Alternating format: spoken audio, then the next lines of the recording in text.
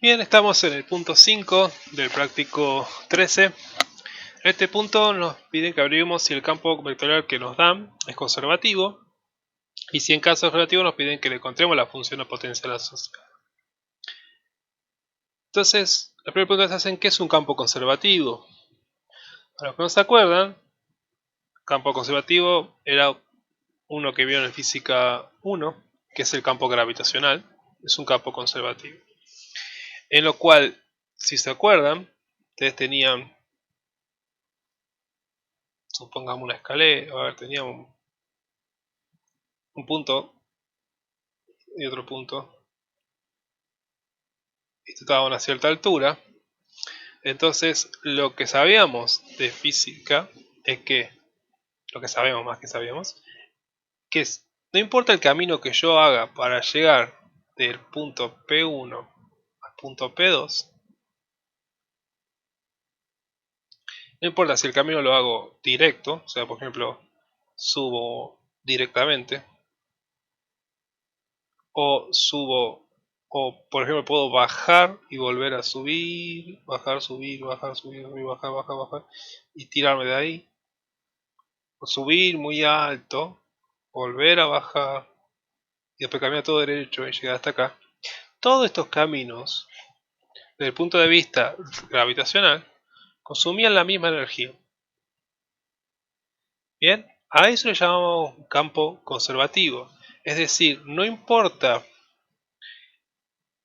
qué trayecto yo tome, la energía que siempre consumo con respecto a ese campo es siempre cero. Bien, y está dada solamente por la altura entre la diferencia entre los dos puntos. Bien, si tenemos en cuenta que tenemos acá abajo la Tierra, bien, y tenemos un campo gravitacional. Es decir, un campo conservativo es un campo en donde no importa qué trayecto yo tome, por ejemplo, para volver al mismo punto, siempre consumo, digamos, siempre consumo energía cero, ¿bien?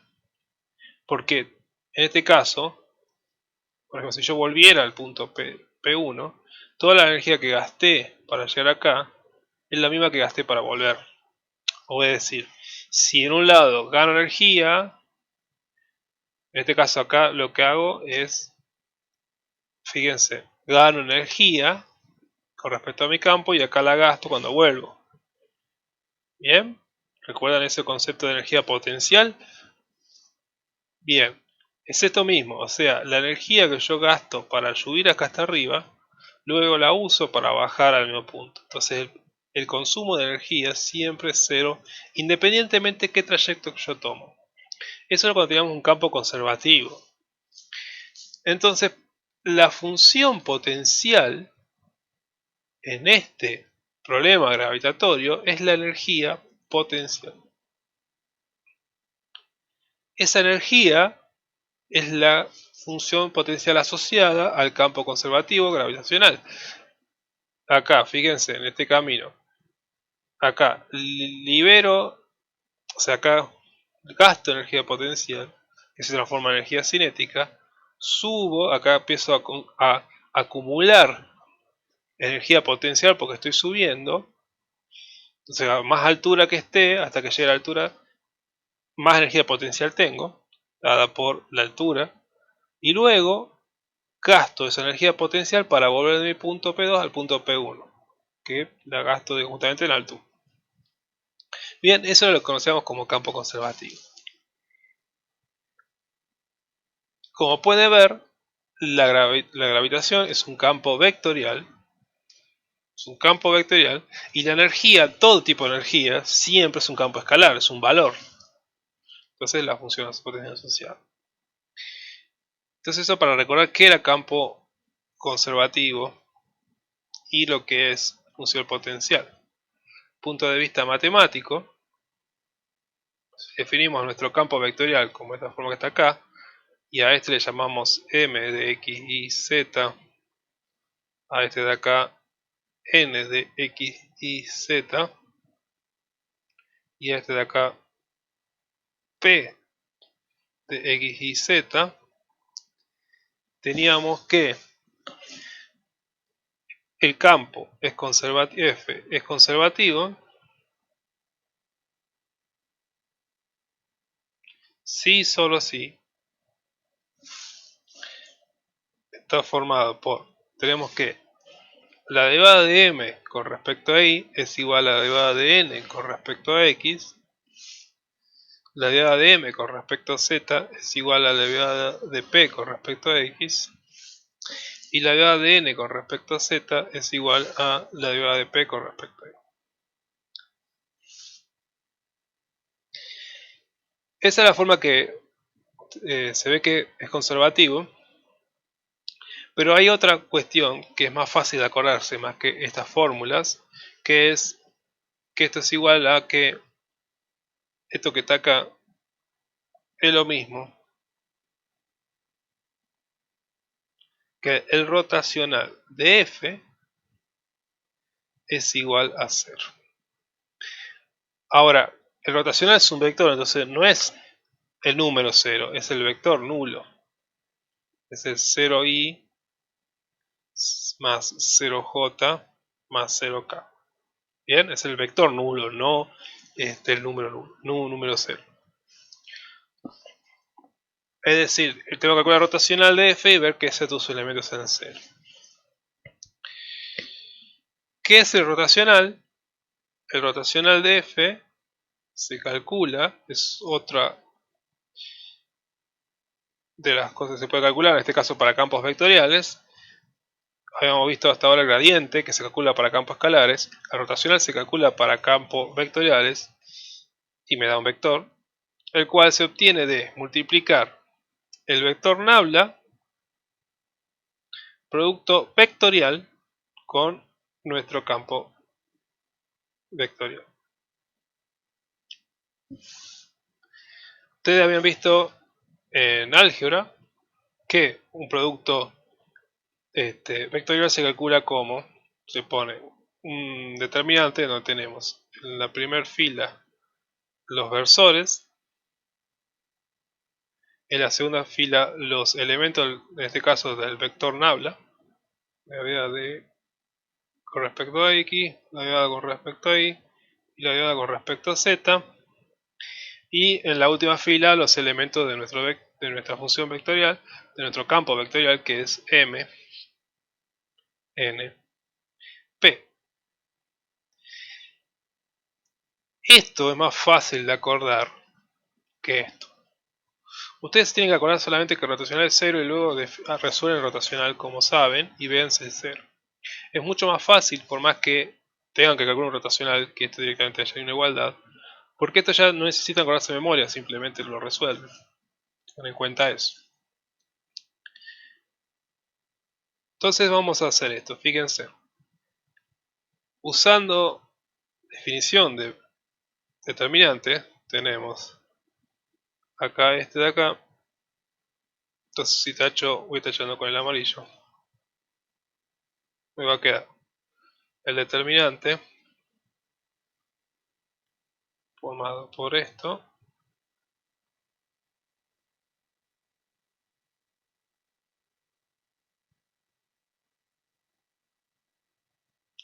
Luego tenemos el otro, acuérdense que era por menos 1 elevado a la fila, o sea la definición era el elemento por el cofactor, y el cofactor era menos 1 elevado a la fila de columna de otro elemento, en este caso 1 más 1 cuadrado, menos 1 es 1, y después teníamos el menor que se formaba de sacar la fila de columna que estaba en nuestro elemento. Después teníamos más menos 1 elevado a la fila de columna de este otro elemento que está acá, que es 1, 2, es 1 al cubo, perdón, menos 1 al cubo, que nos da menos 1, entonces esto queda menos. Y ahora queda, sacamos esta fila, esta columna, esta fila y esta columna, y me va a quedar entonces la derivada con respecto a x, la derivada con respecto a z, de mp, está bien, j, Y por último me queda más porque este está fila 1, columna 3, entonces 4, menos 1 a la 4 es 1. Y sacamos esta fila de esta columna y me va a quedar la derivada de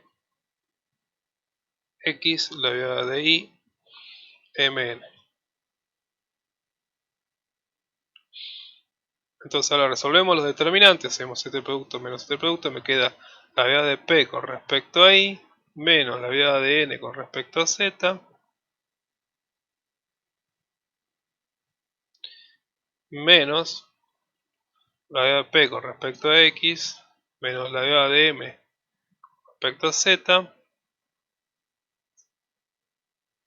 más la derivada de x con respecto a la derivada de n con respecto a x, menos la derivada de m con respecto a y.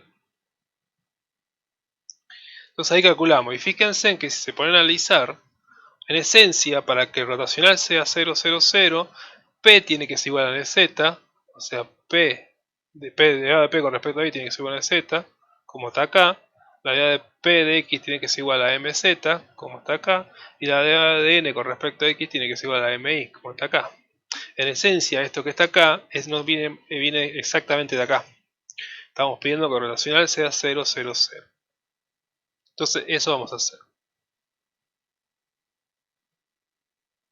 Entonces voy a hacer acá al costado, cálculo auxiliares,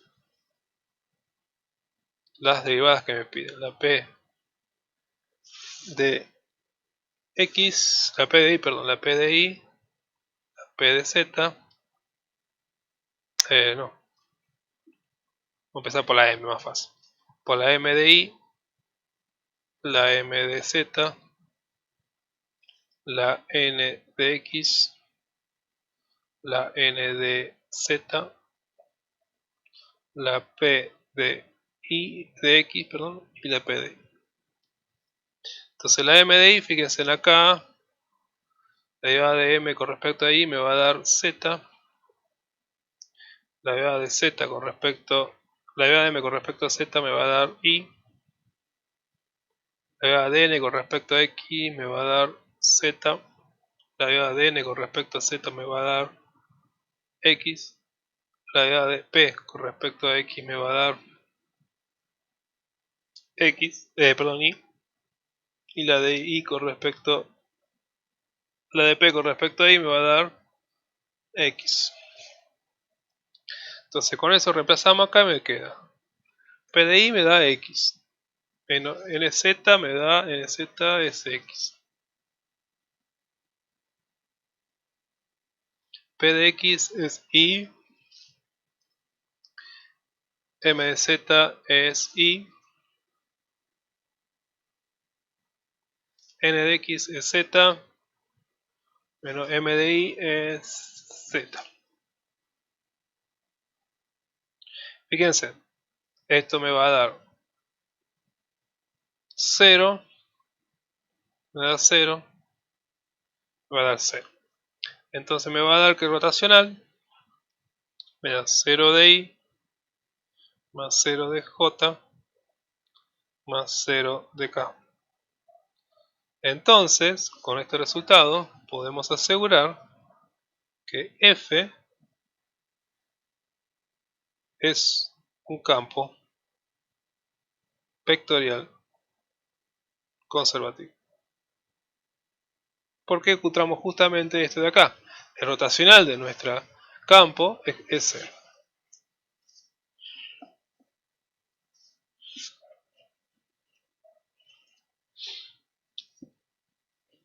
Que un campo, el rotacional de un campo más o menos nos va indicando exactamente lo que dice la palabra rotacional.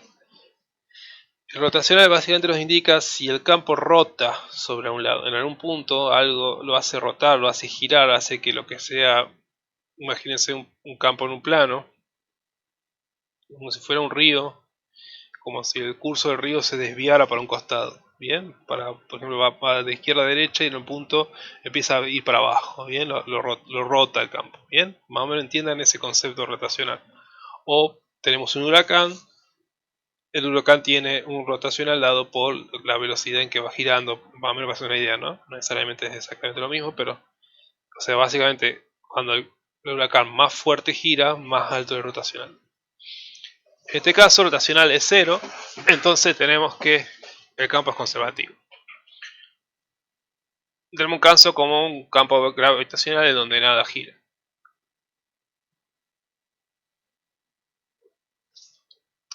Ahora, tenemos que obtener la función potencial asociada de nuestro campo.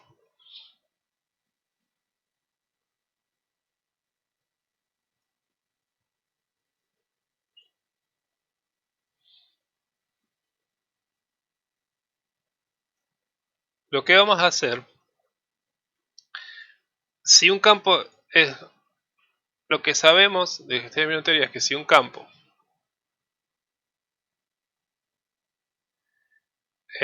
es conservativo, perdón,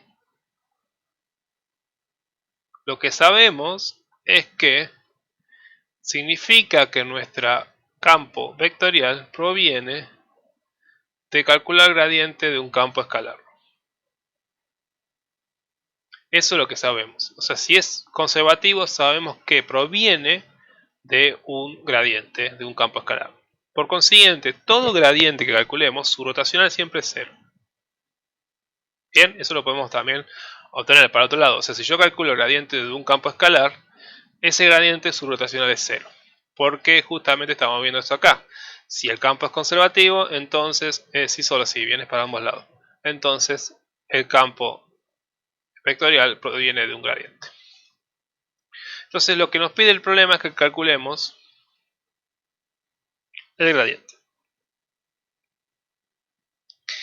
Recordando cómo se calculaba el gradiente, acuérdense en que era el vector nabla por nuestro campo vectorial, campo escalar, perdón, era básicamente la derivada de f con respecto a x más la derivada de f con respecto a y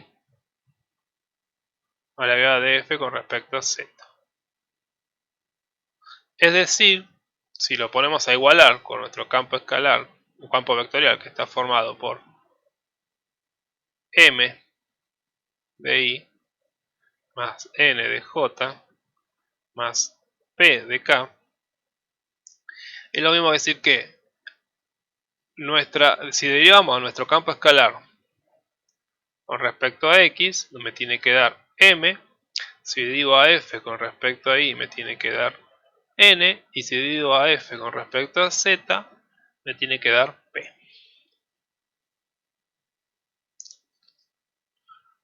Entonces, si yo quiero obtener mi campo escalar, o sea, mi función potencial asociada, tengo que trabajar con esto que está acá.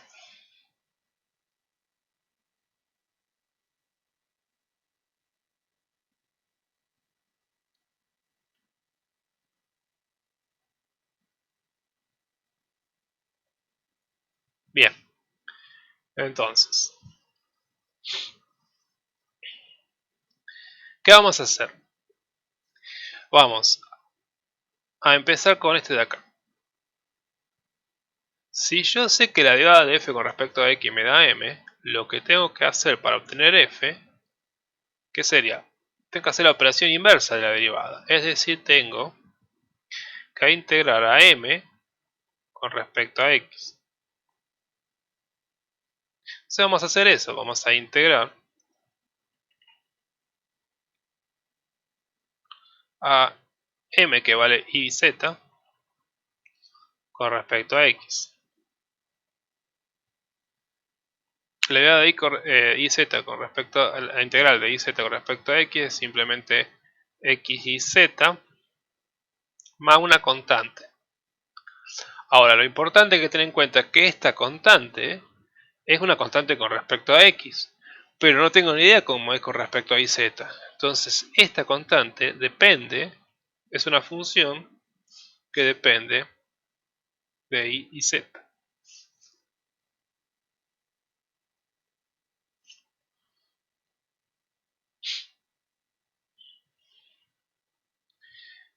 Bien, Entonces ya tenemos la primera parte armada de nuestra función.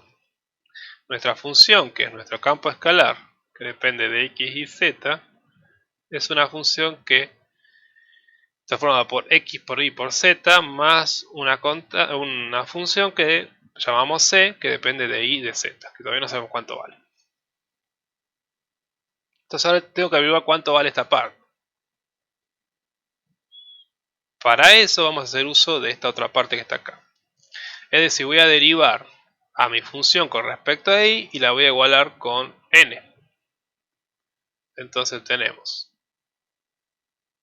la derivada de f con respecto a y me va a quedar xz más la derivada de c con respecto a y, la derivada de c con respecto a y.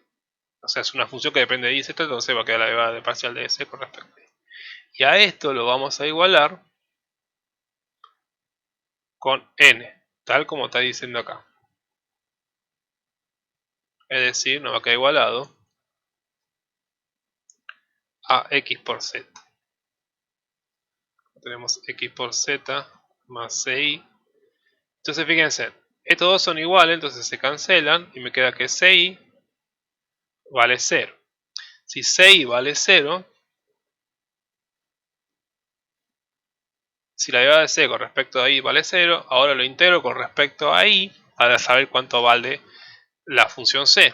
¿Bien? Entonces integramos acá.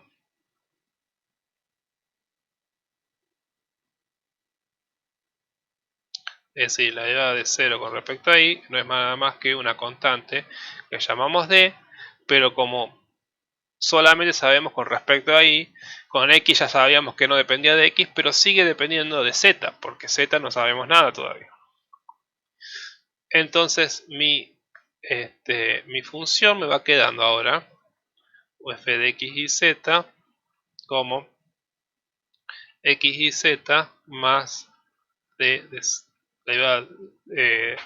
perdón, x y z es x por y por z más una función d que depende de z. Entonces ahora vamos a hacer exactamente lo mismo que hicimos acá, nada más que derivando con respecto a z.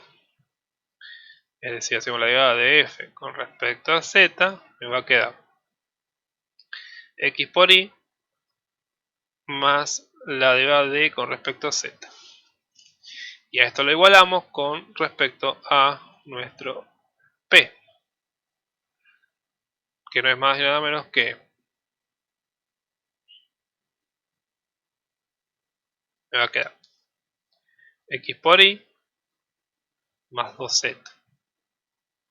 De vuelta cancelamos lo que se repite, este caso con este caso, y me queda que dz es igual a 2z. Entonces d es la integral de dz con respecto a z. Y acá nos va a quedar la integral de 2z de z, es decir, nos va a quedar z al cuadrado más una constante k, que ahora sí es constante de las tres variables porque ya llegamos hasta el final del camino. Ya no hay ninguna otra variable que pueda estar dependiendo acá. Entonces ya con eso llegamos al final y encontramos nuestro campo escalar, el cual es el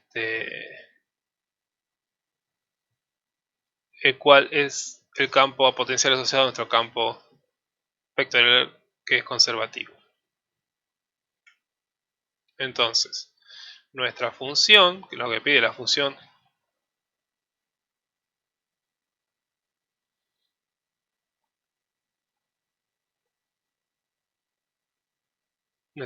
potencial asociada está formada por es la f de x y z, que está formada por x por y por z más z cuadrado más una constante k.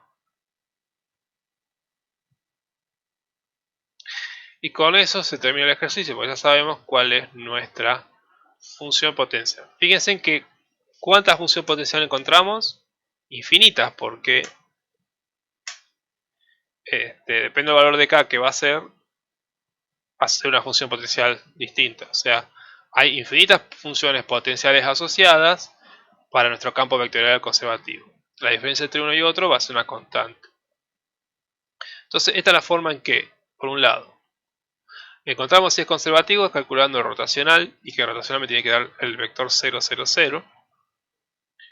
De esa forma yo sé que si el campo es un campo vectorial conservativo, y una vez que sé que es un campo vectorial conservativo, para calcular la función potencial asociada o el campo escalar asociado, tengo que obtener esta relación, que en mi campo vectorial se obtiene de calcular el gradiente a nuestro campo escalar. Entonces, trabajando con este principio, obtenemos que cada componente de nuestro campo vectorial es una derivada de f con respecto a cada una de las componentes. La m con la x, la n con la y y la p con la z. Y de ahí vamos trabajando, integrando la primera parte con respecto a la m con respecto a x. Luego nos queda una constante que depende de otras dos variables. Derivamos, igualamos con la otra. Lo que nos queda lo volvemos a integrar, pero con respecto a la otra variable, en este caso y. Y así vamos trabajando hasta el final. Una vez que llegamos, encontrar nuestro campo potencial asociado.